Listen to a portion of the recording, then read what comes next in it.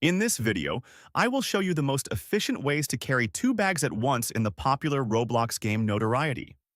While the game does not officially allow you to hold two items simultaneously, there are several clever tricks you can use to speed up your extraction process dramatically.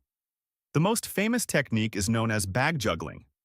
This involves throwing one bag forward while holding another, then running to pick up the first bag and repeating the cycle.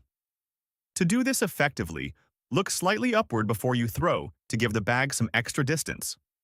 As soon as the first bag leaves your hand, quickly pick up the second bag that was sitting at your feet.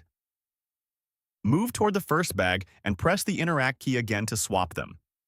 If you time this correctly, you will find that you can move two bags across the map almost as fast as you could carry a single one. Another great tip is to invest in specific skills that increase your interaction speed and throwing distance. These upgrades make bag juggling feel much smoother and reduce the chance of a guard catching you while you are empty-handed. Practice this in a private lobby until the rhythm becomes second nature to you,